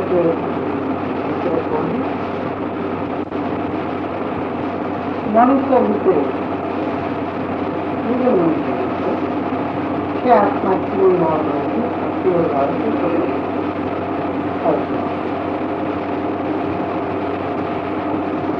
ପ୍ରଥମେ ତାର ଆଗରୁ କହିଥିଲି ସେଇ ବ୍ରହ୍ମଙ୍କର ବିଭିନ୍ନ କ୍ଷମତାକୁ ହିଁ କ'ଣ କୁହାଗଲା ଦେବତା। ଏଇ ମଣିଷ ଯେତେବେଳେ କିଛି ବିଚାର କରିପାରୁଛି, ଦେଖୁଛି, ଶୁଣୁଛି, ସବୁ କିଛି କରିପାରୁଛି, ତାର ଅର୍ଥ କ'ଣ ବୁଝିବାକୁ ପଡ଼ିବ ସେ ଆତ୍ମା ଏଇ ମଣିଷ କିନ୍ତୁ ସେଥିପାଇଁ ଦେଖିପାରୁଛି, ଶୁଣିପାରୁଛି, ଅନୁଭବ କରିପାରୁଛି ଇତ୍ୟାଦି ସୁଧାରୁନି ତାକୁ ନିଜ ଭିତରେ ଏଇ ମଣିଷ ଭିତରେ ସେ ଆତ୍ମା ଥିବାରୁ ହିଁ ମଣିଷ ଦେଖିପାରୁଛି, ଶୁଣିପାରୁଛି, ଯାହା କିଛି ସେ କରୁଛି ସେ ଆତ୍ମା ଥିବାରୁ ହିଁ ଏ କରିପାରୁଛି। ଆତ୍ମା ଯେତେବେଳେ ଏଇ ଭିତରେ ଅଛନ୍ତି ତାଙ୍କର ବିଭିନ୍ନ କ୍ଷମତା ଏ ଭିତରେ ଅଛି କି ନା, ତା ଅର୍ଥ ବିଭିନ୍ନ ଦେବତା ସବୁ ଏ ଭିତରେ ଅଛନ୍ତି କି ନା, ଅଛନ୍ତି। ତେଣୁ ବୁଝିବାକୁ ପଡ଼ିବ ପ୍ରତ୍ୟେକ ମଣିଷ ଭିତରେ ବିଭିନ୍ନ ଦେବତା ବି ଅଛନ୍ତି ଆଉ ସେ ଆତ୍ମା ବି ଅଛନ୍ତି। କିନ୍ତୁ କେଡ଼େ ଦୁଃଖର କଥା, ବିଭିନ୍ନ ଦେବତା ଏ ଭିତରେ ଥିଲେ ମଧ୍ୟ ସେ ଦେବତାଙ୍କର ଗୁଣାବଳୀ ଯେଉଁଭଳି ଭାବରେ ପ୍ରକାଶ କରିବା କଥା ପ୍ରକାଶ ପାଉନାହିଁ। ଏହା ପ୍ରକାଶ ପାଇବା ପାଇଁ ଗୋଟେ ମାଧ୍ୟମ ଗୋଟେ ଦରକାର। ମାଧ୍ୟମ ଯେତେ ସ୍ୱଚ୍ଛ ଶୁଦ୍ଧ ପବିତ୍ର ହବ ସେ ଭିତରେ ଥିବା ଶକ୍ତି ସେଇଭଳି ଭାବରେ ସ୍ପଷ୍ଟ ହବ। ମାଧ୍ୟମ ଯଦି ଦୂଷିତ ହେଇଗଲା, ଯେଉଁଭଳି ଭାବରେ ସେ ଶକ୍ତି ସେଠି ପ୍ରକାଶ କରିବା କଥା ସେଭଳି ଭାବରେ ସେ କେବେ ହେଲେ ପ୍ରକାଶ କେବେ ପ୍ରକାଶ ପାଇପାରିବେ। ହେଲେ ଯେମିତି ସାଧାରଣତଃ ଉଦାହରଣ ଦିଆହେଉଛି, ଯେମିତିକି ଇଲେକ୍ଟ୍ରିକାଲ ତମ୍ବାରେ ପାସ ହେବ, କାର୍ବନ ପାସ ହେବ, ଆଉ ସେଇଭଳିଆ ସେ ମାଧ୍ୟମ ଉପାଦାନ ନେଇକି ତ ସେ ତାର ପ୍ରକାଶଟା ଠିକ୍ ସେଭଳି ଏଇ ମଣିଷ ଭିତରେ ସମସ୍ତ ଦେବତା ଯାହାକୁ ଆମେ 33 କୋଟି ଦେବତା ଭିତରେ କହୁଛୁ, 33 କୋଟି ଦେବତା ଅଛନ୍ତି, 33 ଦେବତା କିନ୍ତୁ 33 କୋଟି ଦେବତା ଅଛନ୍ତି। ସେ ଆତ୍ମା ମଧ୍ୟ ଆମ ଭିତରେ ହିଁ ରହିଛନ୍ତି, ଆମ ଭିତରେ ହିଁ ରହିଛନ୍ତି। ତାକୁ ଆମେ ଅନୁଭବ କରିପାରୁନୁ କି, ଆଉ ସେ ଯେଉଁଭଳି ଭାବରେ ସେ ଆତ୍ମା ନିଜକୁ ପ୍ରକାଶ କରିଥାନ୍ତି ଏହି ଶରୀର ମାଧ୍ୟମରେ ସେଇଭଳି ଭାବରେ ସ୍ପଷ୍ଟ ଭାବରେ ଯେମିତି ପ୍ରକାଶ ହେବା କଥା ସେ ଆଉ ସ୍ପଷ୍ଟ ହେଇପାରୁନାହାନ୍ତି। କାହିଁକିନା ଏ ମାଧ୍ୟମଟା ଶୁଦ୍ଧ ପବିତ୍ର ମହିଳା ଖାଦ୍ୟ ସୁନାରେ ଯେମିତି ରାଣୀ ମିଶି ଯାଇଛି, ଖାଦ୍ୟ ମିଶିଯାଇଛି, ସେଇଭଳିଆ ମିଶି ଯାଇଥିବାରୁ ସେ ଆତ୍ମା ହେଇକି ଯେଉଁଭଳି ଭାବରେ ସ୍ପଷ୍ଟ ଭାବରେ ପ୍ରକାଶ ପାଇବା କଥା ପ୍ରକାଶ ପାଇପାରୁନା। ହେଲେ କାହା ପାଖରେ ସାଧାରଣତଃ ପ୍ରକାଶ ପାଉଛନ୍ତି? ଗୁରୁଙ୍କ ପାଖରେ, ମୁନି ଋଷିମାନଙ୍କ ପାଖରେ, ମହାପୁରୁଷମାନଙ୍କ ପାଖରେ। କିଛି କାହିଁ ପ୍ରକାଶ ପାଉଛନ୍ତି, ଏଠି କାହିଁ ପ୍ରକାଶ ପାଉଛନ୍ତି? ପାଉନାହାନ୍ତି। ଜାଗୃତ ହେଉଛି ଯେତେବେଳେ ଆତ୍ମା ସର୍ବବ୍ୟାପୀ ସବୁଠାରେ ରହିଥାନ୍ତି, ସେଠି ପ୍ରକାଶ ପାଇବା କଥା। କିନ୍ତୁ ମାଧ୍ୟମ ଉପରେ ସେଟା ନିର୍ଭର କରେ। ମାଧ୍ୟମ ଯିଏ ଯେତେ ଶୁଦ୍ଧ ପବିତ୍ର, ତା ପାଖରେ ସେଇ ଦେବତା, ସେ ଦେବତା ଭିତରେ ଅଛନ୍ତି, ସେ ଦେବତା ସେତେ ସ୍ପଷ୍ଟ। ତେଣୁ ଗୋଟେ ଗୁରୁ ବୁଝା, ଗୁରୁ ଯୋଉ ବିଷୟ କହିପାରୁଛନ୍ତି, ଜଣେ ଶିକ୍ଷା ବା ଛାତ୍ର ସେଇ କଥାକୁ ଭଲ କରି ବୁଝେଇ ପାରୁନାହାନ୍ତି, କହିପାରୁନାହାନ୍ତି। ତାର ଅର୍ଥ କ'ଣ? ତାର ଅର୍ଥ କ'ଣ? ଶିଷ ଭିତରେ ବୋଲେ ସେଇ ଦେବତା ଅଛନ୍ତି, ଗୁରୁଙ୍କ ଭିତରେ ବୋଲେ ସେଇ ଦେବତା ଅଛନ୍ତି।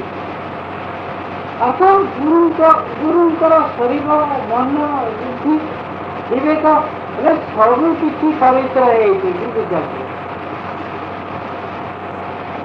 ଏମିତି କେତେ ଲୋକଙ୍କୁ ଆମେ ଦେଖିଛୁ, ସେ ଟିକେ ସ୍ପଷ୍ଟ କହିପାରୁଛି, ସେ କିଛି ବି କହିପାରୁନି, ଆଉ ଭଲ କହିପାରୁଛି। ହେଲେ ୟା ବୁଝିବାକୁ ପଡ଼ିବ, ଯିଏ କିଛି କହିପାରୁନି, ଦେବତା ଏଇ ଭିତରେ ଥିଲେ ମଧ୍ୟ, ଯାହାକୁ ଆମେ କହୁଛୁ ଜୀବ, ଯୋଉ ଜୀବ କଥାଟା କହୁଥିଲେ, ଯାହାକୁ ଆମେ କହୁଛୁ ଜୀବାତ୍ମା। ଏଇ ଯୋଉ ଜୀବ, ସେ ଆତ୍ମା ସାଙ୍ଗରେ, ସେ ଦେବତାଙ୍କ ସାଙ୍ଗରେ ଭଲ କରି କାନ୍ତ ସ୍ଥାପନ କରିପାରୁନି। ତାକୁ ଦୂରେଇକି ରହିଛି, ସେ ଭିତରେ ଇନସାଇଡ୍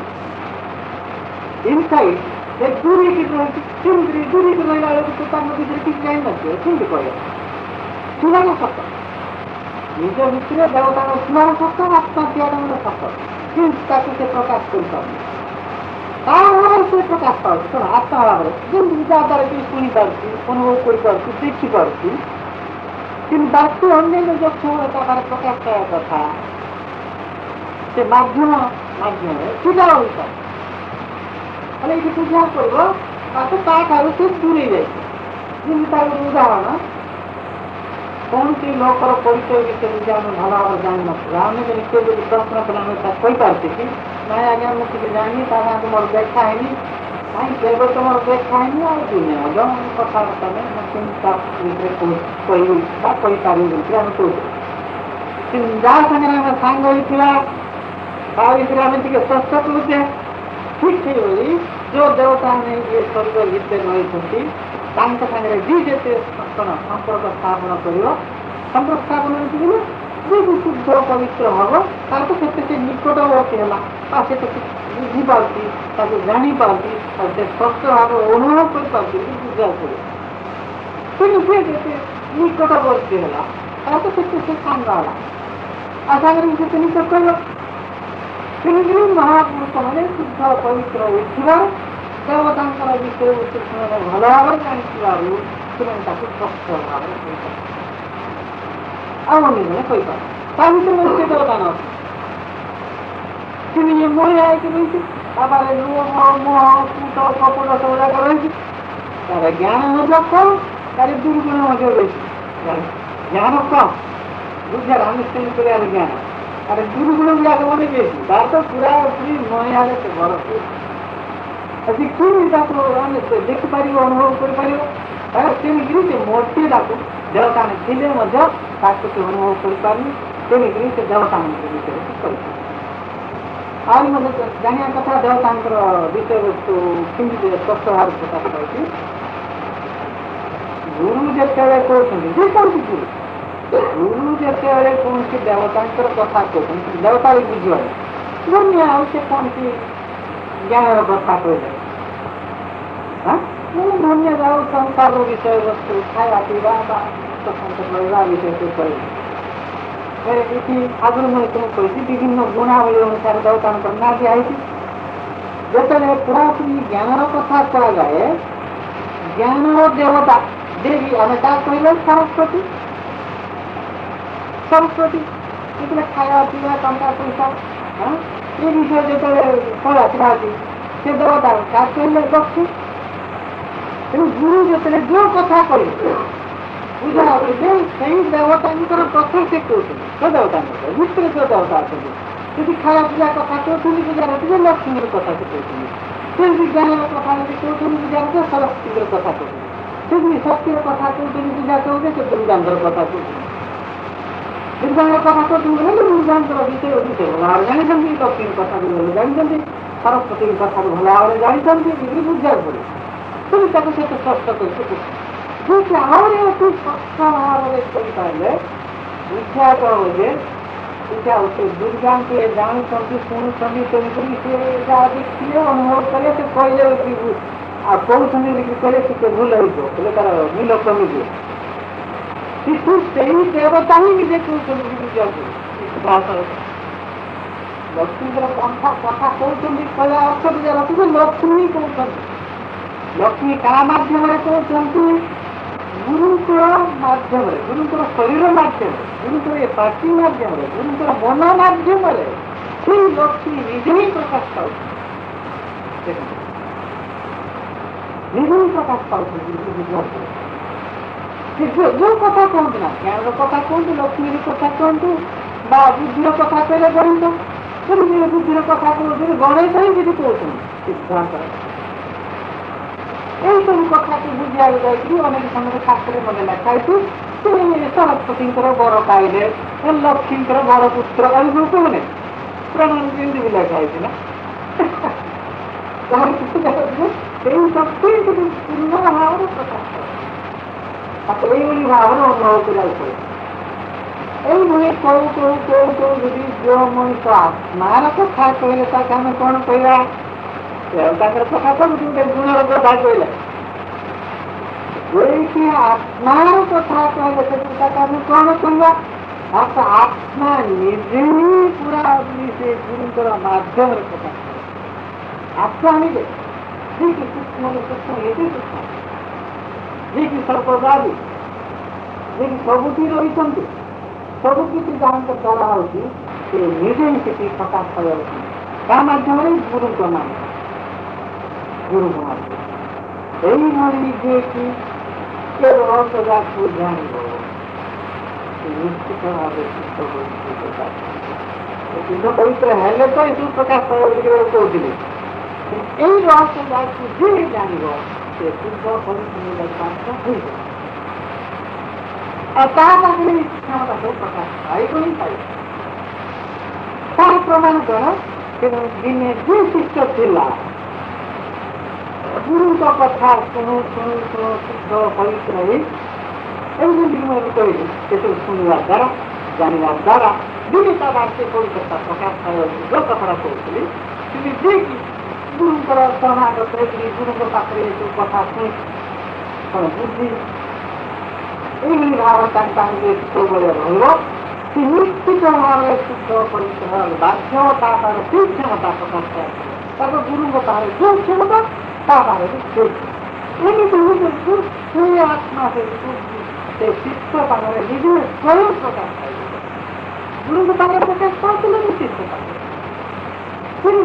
ତାର ପ୍ରମାଣ ସ୍ପଷ୍ଟ କହ ଯିଏକି ଦିନେ ଶିଷ୍ୟ ଥିଲା ସେ ଦିନେ ଗୁରୁ ହୁଏ। ତାର ଯେ ଦିନେ ଶିଷ୍ୟ ଥିଲା ସେ ହିଁ ସେଠି ନାଇଁ ଗୁରୁ ହୁଏ। ହେଲେ ଏଠି ଆନ୍ସର କ'ଣ ମିଳିଲା? ସବୁ ଦେବତା ଆମ ଭିତରେ ଅଛନ୍ତି, ଅର୍ଥାତ ସବୁ ଶକ୍ତି ନିଜ ଭିତରେ ଅଛି, ସବୁ ଶକ୍ତି ନିଜ ଭିତରେ ଅଛି। ପ୍ରଥମରେ କହିଲା ଆତ୍ମା ସର୍ବବ୍ୟାପୀ, ଏ କଥା ବ୍ରହ୍ମଙ୍କର ବିଷୟ କହିଲା ବେଳକୁ ମତେ ସର୍ବବ୍ୟାପୀ ଭାବରେ ସବୁ ରହିଛନ୍ତି। ଆଉ ଯେତେବେଳେ ସର୍ବବ୍ୟାପୀ ବୋଲିକରି କୁହାଯାଉଛି ଆତ୍ମାକୁ, ବ୍ରହ୍ମକୁ ସର୍ବବ୍ୟାପୀ ବୋଲିକରି କୁହାଯାଉଛି, ତାର ତ ବାହାରେ ମଧ୍ୟ ରହିଛନ୍ତି, ଭିତରେ ମଧ୍ୟ ରହିଛନ୍ତି। ସର୍ବବ୍ୟାପୀ ଯାଉଛନ୍ତି ତୁମକୁ ଖାଇବେ କି ସର୍ବବ୍ୟାପୀ ବାହାରେ ମଧ୍ୟ ତାଙ୍କେ ରହିଛନ୍ତି, ନିଜ ଭିତରେ ମଧ୍ୟ ରହିଛନ୍ତି। ସବୁକୁ ମିଶେଇକିରି ସର୍ବବ୍ୟାପୀ କୁହାହେଲା, ସବୁକୁ ମିଶେଇକିରି ସର୍ବବ୍ୟାପୀ କୁହାହେଲା। ହେଲେ ନିଜ ଭିତରେ ଯେତେବେଳେ ସେ ସବୁ କିଛି ରହିଛି ତାକୁ ବୁଝିବା ପାଇଁ ଋଷି ମାନେ କ'ଣ କଲେ? ଆହୁରି ଭାଷା ପ୍ରୟୋଗ କଲେ ଚିହ୍ନ ବ୍ରହ୍ମାଣ୍ଡ। ଚିହ୍ନ ବୋଲେ ନିଜକୁ ବୁଝେଇଲେ ଶରୀରକୁ ପଏଣ୍ଟ କରୁଛନ୍ତି, ବ୍ରହ୍ମାଣ୍ଡ ବୋଲେ ଆଉ ଚାରିକୁ ପଏଣ୍ଟ କରୁଛନ୍ତି। ତେଣୁ ବାହାରେ ଯାହା ଅଛି ନିଜ ଭିତରେ ସେ ସବୁ ରହିଛି। ବାହାରେ ଯାହା ଅଛି ନିଜ ଭିତରେ ମଧ୍ୟ ସେଇ ସବୁ ବାହାର ଆତ୍ମା ଆସୁ ନିଜ ଭିତରେ ଆତ୍ମା ବାହାରେ ସେ ବ୍ରହ୍ମ ରହିଛନ୍ତି, ନିଜ ଭିତରେ କହିଲା ବେଳକୁ ବ୍ରହ୍ମ କହିଲେ ଟିକେ ଅସୁବିଧା ହେଇଯିବ, ଆତ୍ମା ରହିଛନ୍ତି କହିବାକୁ ପଡୁଛି। ବାହାରେ ଯୋଉ ଦେବତା ନିଜ ଭିତରେ ମଧ୍ୟ ସେଇ ଦେବତା, ବାହାରେ ଯୋଉଟା ନିଜ ଭିତରେ ସେ ସମସ୍ତ ହେଲେ ବ୍ୟବଧାନ ଥିବାରୁ ତ ମୂଳରେ